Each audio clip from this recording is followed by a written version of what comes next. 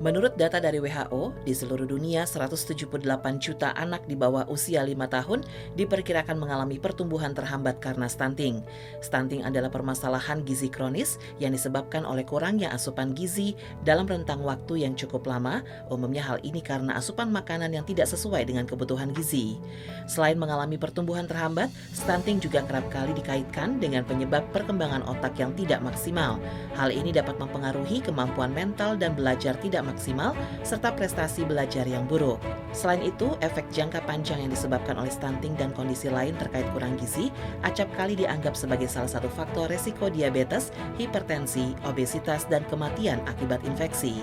Percepatan penurunan stunting pada balita adalah program prioritas pemerintah sebagaimana termaktub dalam Rencana Pembangunan Jangka Menengah Nasional 2020-2024. Wakil Presiden Republik Indonesia Ma'ruf Amin sebagai Ketua Pengarah Tim Percepatan Penurunan Stunting Pusat memberikan arahan terkait penetapan kebijakan penyelenggaraan percepatan penurunan stunting.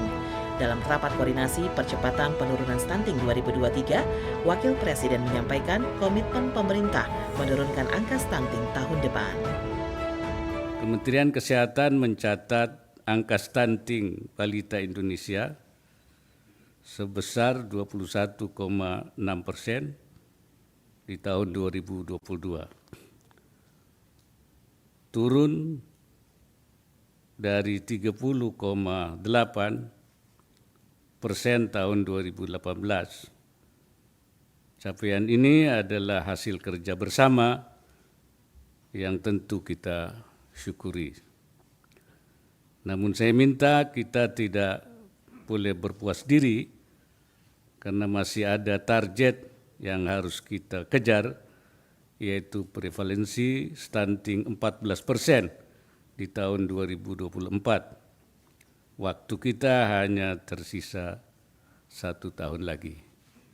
Artinya sisa yang harus kita capai di tahun 2003 ini adalah 3,8% dan di tahun 2024 3,8%, jadi 77,6%. Dan itu harus dicapai kalau kita ingin bisa mencapai 14%. Kalau tidak berarti kita gagal mencapai target itu. Tapi kalau menurut Kepala BKKBN, bahwa kita yakin insya Allah akan bisa mencapai 14%. Direktur Gizi dan Kesehatan Ibu dan Anak Kementerian Kesehatan, Lovely Daisy, menyampaikan beberapa upaya yang dilakukan Kementerian Kesehatan dalam upaya pencegahan stunting. Pemerintah sangat komitmen ya dalam upaya pencegahan dan penurunan stunting ini, dan ini dilakukan oleh semua sektor. Jadi untuk intervensi stunting ini kan ada dua bagian besar. Ada intervensi spesifik yang dikerjakan oleh Kementerian Kesehatan, sektor kesehatan langsung pada sasaran, dan ada intervensi sensitif itu yang dikerjakan oleh sektor-sektor yang lainnya. Semua intervensi ini saling bekerja sama untuk menurunkan stunting. Nah, dari sektor kesehatan kita fokus pada intervensi spesifik, mulai dari remaja, terutama remaja putri. Kita siapkan remaja putri ini supaya tidak anemia, supaya tidak kurang darah, karena nanti menjadi calon ibu hamil. Jadi minum tablet tambah darah 1 minggu sekali. Kemudian pada ibu hamil, kita harus memastikan bahwa ibu hamil ini gizinya cukup, tidak dalam kondisi sakit. Jadi ibu hamil ini harus diperiksa secara rutin minimal 6 kali selama kehamilan. Dan 2 kalinya dengan dokter untuk identifikasi ada gangguan-gangguan pada kehamilan, pada ibunya ataupun pada janinnya. Kemudian setelah lahir, anak ini juga harus mendapatkan ASI eksklusif. Nah, tadi pada ibu hamil kalau ada kekurangan gizi kita juga berikan tambahan gizi. Nah, ASI eksklusif pada bayi itu berdampak sangat besar dalam upaya penurunan stunting.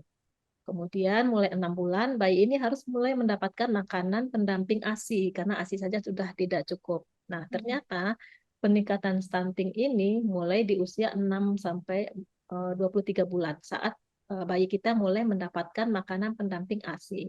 Nah, ini kemungkinan karena memang makanan pendamping ASI-nya itu tidak mencukupi gizinya. apakah dari segi jumlahnya ataupun dari segi komposisi. Jadi kita berharap setiap makan itu harus ada protein hewani, karena protein hewani ini yang penting untuk pertumbuhan, termasuk pertumbuhan otak. Ada asam amino esensial di situ yang diperlukan untuk pertumbuhan. Jadi setiap makan itu harus ada protein hewaninya. Kalau anak-anak sudah terlanjur mengalami masalah gizi, misalnya berat badannya tidak naik pada waktu 2 kali ditimbang di posyandu, atau berat badannya kurang dari kita bandingkan dengan seusianya, kita masukkan ke dalam grafik yang tadi, atau mengalami kurang gizi, kini kita berikan makanan tambahan untuk memenuhi, mencukupi kebutuhan gizinya. Dan cegah sakit dengan imunisasi itu penting karena anak sakit juga akan menghambat pertumbuhan dari anak-anak tersebut. Nah, kemudian satu lagi, stop buang air besar sembarangan untuk mencegah diare. Jadi ini berbagai hal yang dilakukan oleh sektor kesehatan untuk upaya kita menurunkan stunting melalui pencegahan.